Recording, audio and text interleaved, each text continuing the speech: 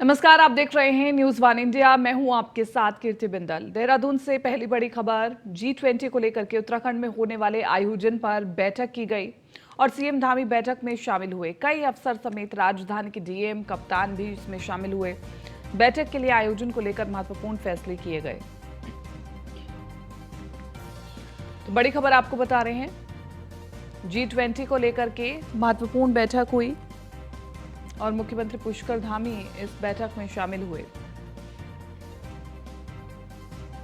G20 को लेकर के उत्तराखंड में होने वाले आयोजन को लेकर एक महत्वपूर्ण बैठक की गई। सीएम धामी इस बैठक में शामिल हुए। बैठक में रणनीति बनाई गई। कई अफसर भी शामिल हुए, राजधानी के डीएम और एसपी भी शामिल हुए और ये जांचा गया कि G20 जब होगा तो क्या उत्तराखंड में तमाम जो ज़रूरी चीज़ें होनी चाहिए, महत्वपूर्ण सुविधाएं होनी चाहिए, प्रॉपर एनवायरनमेंट होना चाहिए, वो सब है। ये सब पर चर्चा की गई। G20 का सम्मेलन अपने आप में महत्वपूर्ण और उसको सफल बनाने के लिए बैठकें शुरू हो गई है।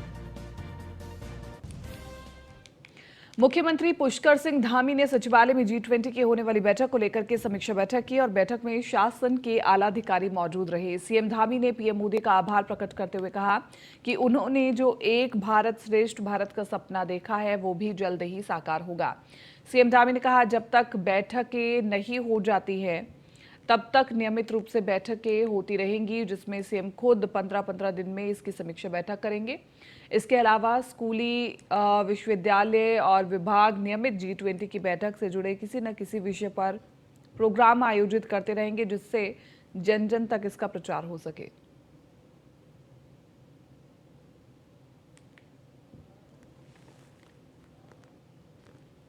देहरादून में मुख्यमंत्री धामी ने मंत्रिमंडल की बैठक में बड़ा फैसला लिया है। भारतवर्ष का सबसे सख्त नकल रोधी कानून उत्तराखंड बनाएगा और सीएम धामी ने कहा कि राज्य सरकार एक ऐसा शख्स नकल रोधी कानून लेकर के आ रही है, एक ऐसा सख्त नकल रोधी कानून लेकर के आ रही है जिससे पेपर लीक करने वालों पर शिकंजा कसा जा सकेगा।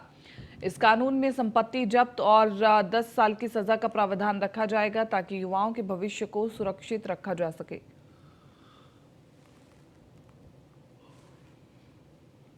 भारतवर्ष का जो सबसे ज़्यादा कठोर कानून होगा नकल के क्षेत्र में, परीक्षाओं में पर्चा लीक, नकल करवाना, पेन ड्राइव से नकल करवाना या जितने भी हथकंडे हो सकते हैं, पेपर सेट करना, और जो लोग उसमें संलिप्त पाए जाएंगे उसमें एक तो उनकी संपूर्ण जो संपत्ति होगी वो जब्त की जाएगी और साथ ही साथ यह प्रावधान भी कर रहे हैं कि जो लोग भी जो अभ्यर्थी के नाते परीक्षा देने वाले हैं और उसमें पकड़े जाएंगे तो अगले 10 सालों तक वो किसी परीक्षा में भाग नहीं ले पाएंगे। हमारी मंशा बिल्कुल स्पष्ट है, साफ है कि हम 1% का भी 0.01% का भी कोई भी इसमें समझौता नहीं करना चाहते। ये पारदर्शी होनी चाहिए और जितनी भी गंदगी है पुरानी वो सारी गंदगी साफ हो और एक नया अध्याय इस क्षेत्र में शुरू।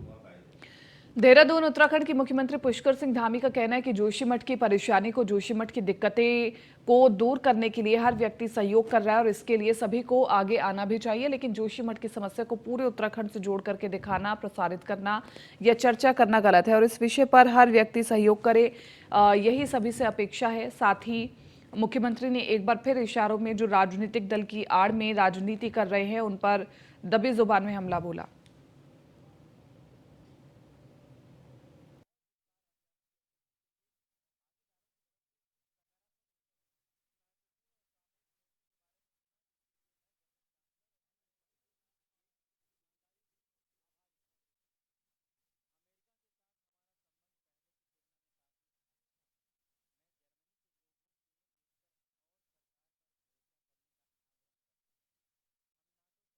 तो जोशीमठ की समस्या को पूरे उत्तराखंड से जोड़कर दिखाना गलत है। राजनीतिक दल की आड़ में राजनीति करने वालों पर मुख्यमंत्री ने हमला भी बोला है और कहा है कि जोशीमठ में जो पीड़ित हैं उनकी हर संभव मदद की जा रही है। इसके अलावा मुख्यमंत्री लगातार विपक्ष के प्रतिनिधियों से भी मिल रहे हैं, उनसे भी राय मशवरा ले रहे हैं, लेकिन बावजूद इसके अगर इस मसले पर राजनीति होती है तो ये दुखद है। मसूरी के लंढोर बाजार में तेज रफ्तार बाइक ने एक युवती को टक्कर मार दी। हादसे में महिला गंभीर रूप से घायल हो गई है। बताया जा रहा है कि युवती लंढोर बाजार से अपने घर को जा रही थी। दूसरी ओर से एक बाइक में 3 युवक तेज गति से लेकर सामने से आए, महिला को जोरदार टक्कर मार दी, जिससे युवती गंभीर रूप से घायल हो गई। फिलहाल स्थानीय लोगों ने महिला को उप जिला चिकित्सालय ले जाया गया है, जहां से गंभीर हालत को देखते हुए उसे मसूरी के लंढौर कम्युनिटी अस्पताल रेफर किया गया, जहां पर महिला का इलाज किया जा रहा है। फिलहाल मसूरी पुलिस ने बताया कि तीनों युवकों पर नियमानुसार कार्रवाई की जाएगी।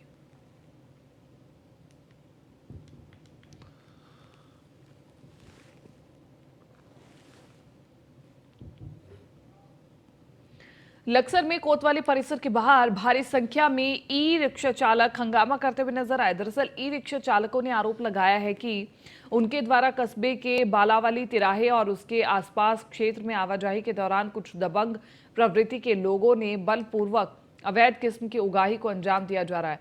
वहीं जब इसका विरोध किया गया तो दबंग ई रिक्शा चालकों के साथ हाथापाई और मारपीट की गई। फिलहाल कोई लिखित तहरीर नहीं होने के कारण प्राथमिक स्तर पर संज्ञान लेकर आरोपियों की तलाश की जा रही है।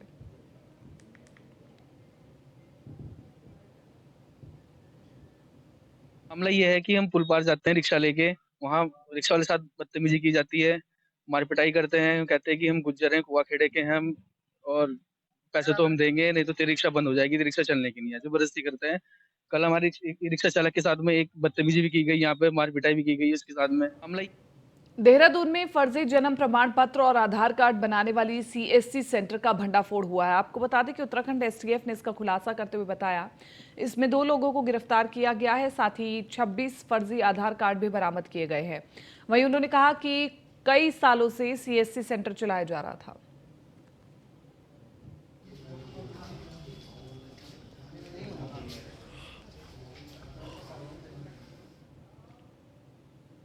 रामनगर वन प्रभाग के कालाढूंगी रेंज के अंतर्गत वन क्षेत्र में 8 साल के बाघ का शव मिलने से हड़कंप मच गया। वन विभाग ने बाघ के शव को कब्जे में लेकर पोस्टमार्टम के लिए भेज दिया है। आपको बता दें कि बाघ के मौत के कारणों का पता नहीं चल पाया है। वहीं रामनगर वन प्रभाग के एसडीओ पूनम केंथोला ने बताया कि बाघ का शव मिलने की सूचना रात में मिली थी।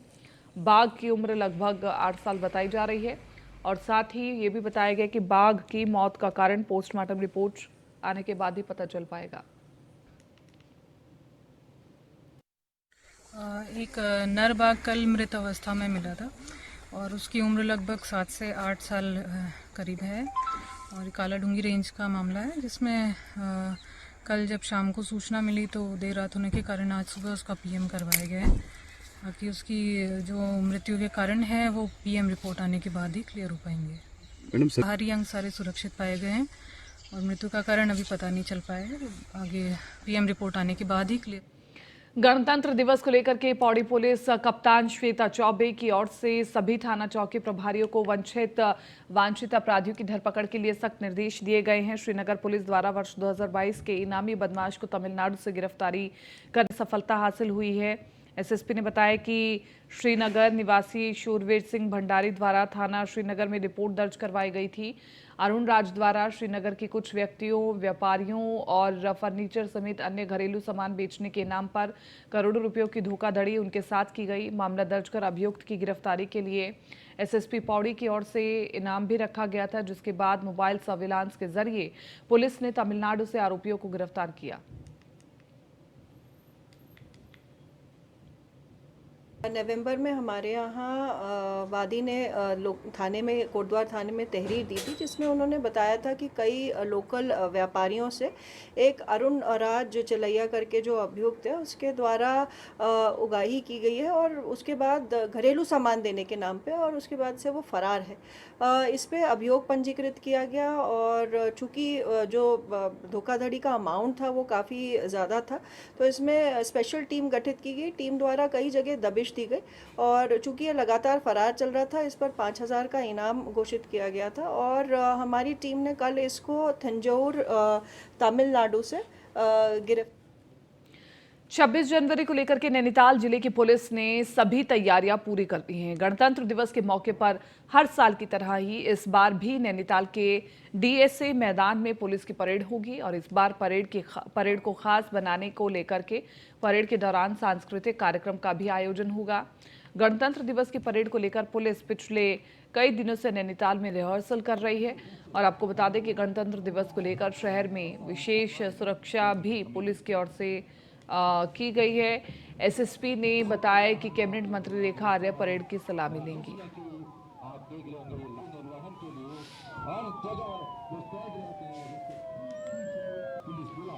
हमारे आगंतुकों के लिए, हमारे नागरिकों के लिए, उनकी सुरक्षा को प्रदान करने के लिए और उसके पीछे पीछे हमारे महिला हेल्पलाइन मंच के समीप वाहन आप देख रहे होंगे इस समय। प्रदेश के स्वास्थ्य मंत्री व अल्मोड़ा के प्रभारी मंत्री धन सिंह रावत आज अल्मोड़ा के दौरे पर पहुंचे, जहां उन्होंने बिछेड़ना में सरकार जनता के द्वार के बहुउद्देशीय शिविर में भागीदारी की, जिसमें उन्होंने स्टॉलों का निरीक्षण किया और इस मौके पर उन्होंने कहा कि सरकार जनता के द्वारा माध्यम से गांव के हर वर्ग की समस्या का समाधान करेगी। सरकार जनता के द्वार से आज प्रदेश के हर उस व्यक्ति को लाभ मिल रहा है जो जिले के कार्यालयों में नहीं मिल पाता।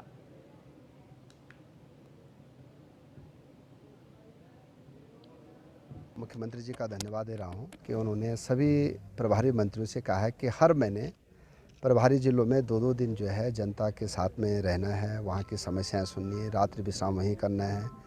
और आज इसी परिप्रेक्ष्य में हम लोग यहाँ पे एक जन मिलन का कार्यक्रम रखा है, बहुउद्देशीय शिविर का भी कार्यक्रम रखा है। मैं सांसद जी को भी धन्यवाद दे रहा हूँ कि वो भी इस कार्यक्रम में आए हैं और मैं कह सकता हूँ कि इन कार्यक्रमों से जो गांव के लोग जिला मुख्यालय पे नहीं आ सकते हैं, प्रदेश मुख्यालय पे नहीं जा सकते हैं, उनकी समस्याएं यहीं पे जो है सरकार के द्वारा पूरी की जा सकती है। 26 जनवरी से कांग्रेस की हाथ से हाथ जोड़ो यात्रा का शुभारंभ होने जा रहा है और इसको लेकर के कांग्रेस जन काफी उत्साहित भी नजर आ रहे हैं। वहीं कांग्रेस प्रदेश अध्यक्ष करण माहरा ने कहा कि कल से शुरू होने वाली कांग्रेस की हाथ से हाथ जोड़ो यात्रा में वो खुद देहरादून में मौजूद रहेंगे और इसके बाद वो हाथ से हाथ जोड़ो यात्रा में शामिल होने के लिए हरिद्वार जाएंगे। करण माहरा ने कहा कि कोऑर्डिनेशन कमेटी के अंतर्गत 6 सदस्यों को नियुक्त किया गया है। इसके साथ ही करण माहरा ने बताया कि 5 लोकसभा सीटों के लिए प्रभारियों और पर्यवेक्षकों की नियुक्ति दी गई है। तो आज से यात्रा शुरू हो रही है और इसमें कांग्रेस प्रदेश अध्यक्ष करण माहरा भी शामिल होंगे।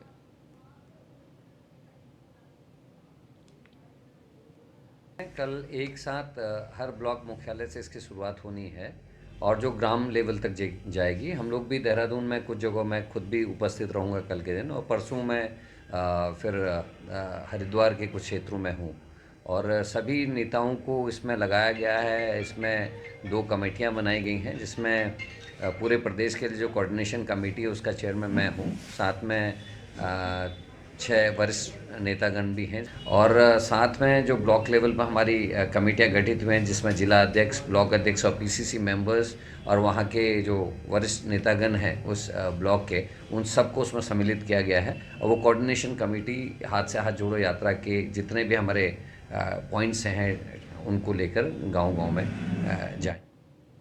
देहरादून के राजभवन में आज राज्यपाल प्रशस्ति पत्र वितरण समारोह कार्यक्रम का आयोजन किया गया और इस मौके पर राज्यपाल गुरमीत सिंह और सीएम पुष्कर सिंह धामी मौजूद रहे। आपको बता दें कि इस मौके पर आईटीबीपी, बीआरओ, एनएचओ के अधिकारी और कर्मचारियों को प्रशस्ति पत्र प्रदान किए गए। साथ ही उत्कृष्ट कार्य करने वाले कर्मचारियों को सम्मानित भी किया गया। राजभवन में आयोजित इस कार्यक्रम में कुल 9 अधिकारियों और कर्मचारियों को ये सम्मान दिया गया और इस मौके पर राज्यपाल गुरमीत सिंह ने कहा कि राष्ट्रीय निर्माण में अपनी अहम भागीदारी निभाने वाले अधिकारियों को सम्मानित किया गया।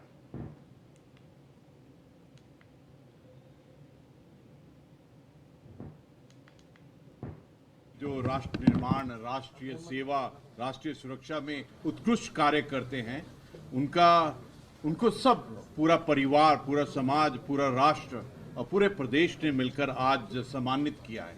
ये हम सबका इकट्ठा कार्य उनको सम्मानित करने का था, जो इतनी दुर्गम स्थिति में, पर्वत इलाका में, स्नो में हमारे बॉर्डर्स की रक्षा करते हैं और जिस तरह से काम करते हैं और उससे पूरे हर एक भारतीय को उनके ऊपर में नाज है। We are proud of them.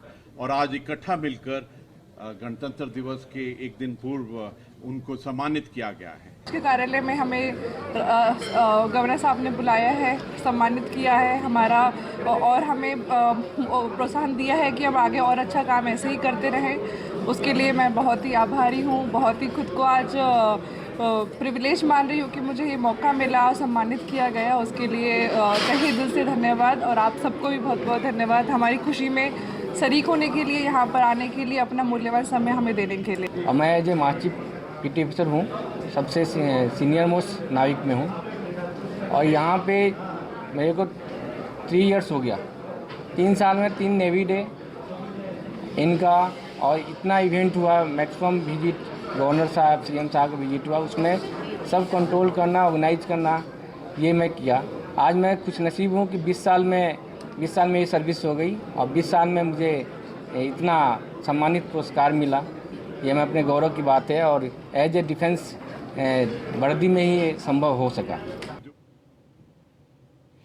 Dehradun में गणतंत्र दिवस के मौके पर शासन प्रशासन की तैयारियां लगभग पूरी हो गई हैं, और वहीं इस मौके पर ट्रैफिक यातायात अक्षय कोंडे ने कहा कि 26 जनवरी को देखते हुए मसूरी जाने वाले पर्यटकों को शहर के अंदर आने की वजह से जीएमएस रोड बाईपास से मसूरी के लिए रवाना होना पड़ेगा। साथ ही उन्होंने कहा कि गणतंत्र दिवस के मौके पर राजधानी देहरादून में कहीं मैराथन भी होने हैं, जिसे देखते हुए शहर भर में ट्रैफिक रूट चेंज किया गया है।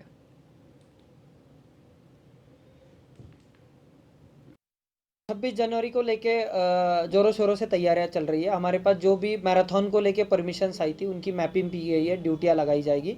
आपके माध्यम से मैं सबको ये भी बोलना चाहूँगा कि स्टेट लेवल का जो 26 जनवरी का सेलिब्रेशन है वो परेड ग्राउंड में होगा, और वो बहुत ही भव्य रूप में होना है। इसलिए परेड ग्राउंड के चारों तरफ 0 जोन रहेगा। राजपुर रोड चालू रहेगी, ईसी रोड चालू रहेगी, पर जितनी भी इंटरनल रोड्स है वो सारी रोड बंद रहेगी। और सुबह के समय में मैराथन के कारण बहुत सारी मार्गों पे डाइवर्जन रहेगा। वहीं केंद्र सरकार ने उत्तराखंड में नई बिजली लाइनों, सब स्टेशनों का निर्माण और बिजली लाइनों को अंडरग्राउंड करने के लिए 2600 करोड़ रुपए के बजट की मंजूरी दे दी है। आरडीएसएस योजना के तहत दिए जाने वाले इस बजट को केंद्र ने बिना किसी कटौती के हरी झंडी दी है, और इस मंजूरी से माना यह जा रहा है कि राज्य की बिजली व्यवस्था में सुधार होगा। इस दौरान ऊर्जा सचिव और मीनाक्षी सुंदरम ने बताया कि राज्य के प्रोजेक्ट को बिना किसी कटौती के मंजूरी दी गई है। इस योजना में बिजली चोरी और लाइन लॉस रोकने के लिए एबी केबल बिछाई जाएंगी। लो वोल्टेज वाले 33 केवी, 11 केवी की लाइनों और ट्रॉस ऐप के जरिए पढ़ी गई क्षमता बढ़ाई जाएगी। नई बिजली लाइनों का विस्तार होगा। उन्होंने कहा कि आरडीएसएस योजना को लेकर के राज्य की ओर से उठाए गए कदमों में से केंद्र पूरी तरह से संतुष्ट है।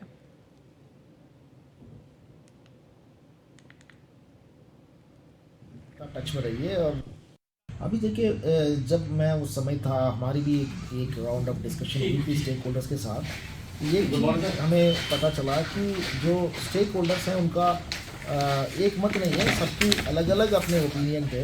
तो इसलिए डिस्ट्रिक्ट मजिस्ट्रेट को इंस्ट्रक्शन दिए गए थे कि आप लगातार टच में रहिए और सरकार को ऑप्शंस अवेलेबल कराइए। तो अभी मुझे मालूम पड़ा कि सेक्रेटरी डिज़ास्टर मैनेजमेंट को उन्होंने कुछ ड्राफ्ट भेजा है, जिसमें 5 अलग अलग सुझाव दिए गए हैं। उसको अभी गवर्नमेंट लेवल पर एग्जामिन कर रहे हैं। एग्जामिन करने के बाद अंतिम निर्णय लिया जाएगा।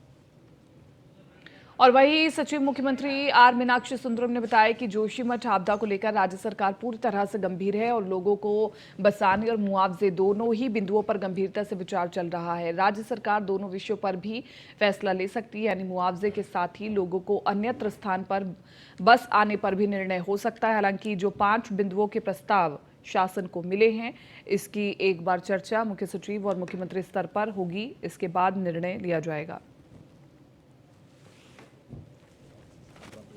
में पता चला कि जो स्टेक होल्डर्स हैं उनका एक मत नहीं है, सबकी अलग अलग अपने ओपिनियन थे। तो इसलिए डिस्ट्रिक्ट मजिस्ट्रेट को इंस्ट्रक्शन दिए गए थे कि आप लगातार टच में रहिए और सरकार को ऑप्शंस अवेलेबल कराइए। तो अभी मुझे मालूम पड़ा कि सेक्रेटरी डिज़ास्टर मैनेजमेंट को उन्होंने कुछ ड्राफ्ट भेजा है जिसमें 5 अलग अलग सुझाव दिए गए हैं। तो उसको अभी गवर्नमेंट लेवल पर एग्जामिन कर रहे हैं। एग्जामिन करने के बाद अंतिम निर्णय लिया जाएगा अप्रोप्रिएट लेवल पर। जोशीमठ आपदा के बाद अब बद्रीनाथ धाम के लिए जोशीमठ के समीप बन रहे हेलिंग बाईपास का भविष्य अधर में लटकता हुआ दिखाई दे रहा है। सचिव आपदा प्रबंधक डॉक्टर रंजीत कुमार सिन्हा ने कहा कि हेलिंग बाईपास के निर्माण काम को लेकर आईआईटी रुड़की को जांच दी गई है, जिसमें आईआईटी रुड़की के वैज्ञानिक जांच करके सरकार को बताएंगे कि हेलिंग बाईपास के पास बनने से जोशीमठ को खतरा है या नहीं। सचिव आपदा प्रबंधन ने कहा कि वैज्ञानिकों को निर्देश दिए गए हैं कि वो जल्द से जल्द अपनी रिपोर्ट सबमिट करे, जिससे सरकार इस निर्माण को लेकर अंतिम निर्णय ले सके। पीआरओ के द्वारा बताया गया कि उनके द्वारा उनका जो पेरेंट डिपार्टमेंट है जिनके माध्यम से रोड बन रही है, मॉर्थ के द्वारा विजिट की गई है और उन्होंने आईआईटी रुड़की की एक टीम भी बनाई है जो जाकर देखेगी। हमने कहा है जीएसआई और आईआईटी रुड़की दोनों से दिखवा लें कि अगर रोड का कार्य प्रारंभ किया जाता है तो उससे कारण जोशीमठ के ऊपर के हिस्से में कोई दिक्कत तो नहीं आ सकती। तो जैसे ही उनकी रिपोर्ट आएगी तो उसके बाद कार्य प्रारंभ करने के संबंध में विचार किया जाएगा। तकनीकी संस्था है, उनका एक जांच करने का तरीका है, टाइम बाउंड करना थोड़ी उनके लिए भी दिक्कत होती है, तो हम उनको समय में बांधना नहीं चाहते। लेकिन हाँ, हमने कहा जितनी जल्दी देंगे ताकि एक कार्य बहुत महत्वपूर्ण है पीआरओ के। फिलहाल इस बुलेटिन में मेरे साथ इतना ही। आप बने रहिए न्यूज़ 1 इंडिया के साथ।